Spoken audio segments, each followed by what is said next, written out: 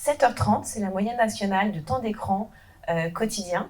Et 84%, c'est le poids que représente le visuel parmi le système sensoriel. C'est-à-dire que l'ouïe, l'odorat, le toucher, le goût ne représentent que 16%.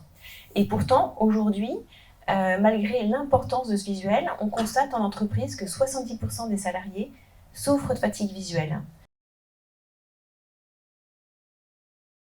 La fatigue visuelle, c'est un mot générique qui englobe un certain nombre de signes fonctionnels, comme les maux de tête, la vision floue, les picotements, les larmoiements, bref, en fait, un certain nombre d'éléments qui vont du coup altérer votre capital visuel au quotidien. On a 6 muscles autour des yeux qui permettent aux yeux de bouger à droite, à gauche, en haut et en bas. Et puis, on a des muscles à l'intérieur des yeux qui sont accrochés au cristallin, qui s'appellent les muscles ciliaires, et qui vont être stimulés de façon à ce que vous puissiez voir aussi bien net de près que de loin.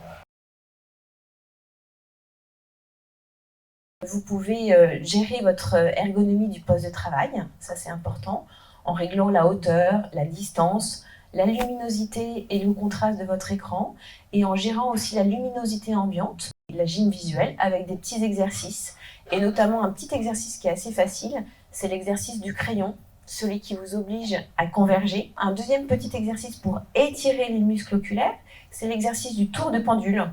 Donc vous regardez dans l'extrémité droite, en bas, dans l'extrémité gauche et tout en haut. Voilà, comme un tour de pendule, 2 fois dans un sens et 2 fois dans l'autre. La Société d'ophtalmologie française recommande de faire des pauses toutes les heures, à raison d'1 minute, en regardant à 6 mètres, en regardant à l'infini. Et la deuxième habitude, c'est que quand on est devant un écran, on cligne entre 3 et 6 fois moins que la normale. Donc le clignement oculaire, il permet de nourrir votre cornée, d'hydrater en fait votre œil. Donc de cligner régulièrement, ça permet du coup d'éviter aussi que la vision se floute et l'accélération de la fatigue oculaire ou du syndrome sec de l'œil. Et puis, ce qui va nous intéresser aujourd'hui, c'est la lumière du visible, c'est cette lumière qui nous entoure, et particulièrement cette première bande bleue, là, qui se situe autour de entre 400 et 500 nanomètres, donc les faibles longueurs d'onde du spectre visible. On a 3 couleurs élémentaires, donc le rouge, le vert et le bleu. Quand on en mélange 2, ça donne une couleur complémentaire, et le mélange de tout ça donne du blanc. La lumière bleue, c'est une lumière qui est plus énergétique, et c'est pour ça qu'elle nous inquiète un petit peu, parce qu'elle aurait plus d'impact sur la rétine.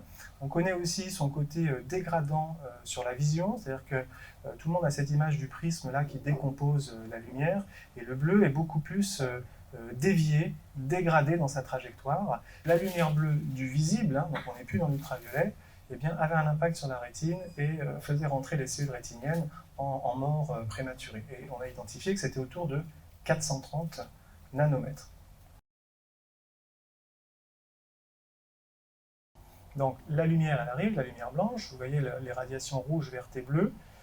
Une partie va se réfléchir pourquoi pas en avant, une partie va passer le vert et ne va passer derrière que du rouge et du vert qui va donner en synthèse additive cette lumière jaune. Donc le vert jaune, comme ça, filtre une partie de la lumière bleue. Et c'est ce principe qu'on exploite dans les verres anti-lumière bleue.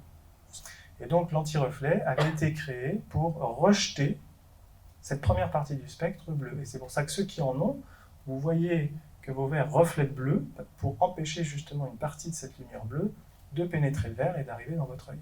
Et puis la deuxième stratégie, c'est l'absorption sélective, où là, on va plutôt travailler sur des pigments, donc des pigments finalement qui vont piéger du bleu, que je vous ai expliqué là, et de manière à ce que la lumière passe, rentre dans le verre, mais du coup est atténuée dans son spectre bleu pour que votre œil soit moins exposé. Et ces verres-là sont un petit peu plus jaunes naturellement, puisqu'il est impossible de filtrer du bleu sans ajouter du pigment qui donne cet aspect jaune. Il y a une chose qu'il faut bien comprendre, c'est que les verres anti-lumière bleue ne filtrent pas tous les bleus, sinon on ne verrait plus du tout de couleur bleue, tout serait arrêté. Donc il y en a bien un petit peu qui passent, mais donc la grande stratégie, c'est d'aller chercher à absorber uniquement la partie phototoxique pour protéger l'œil et de laisser le maximum des autres bleus passer.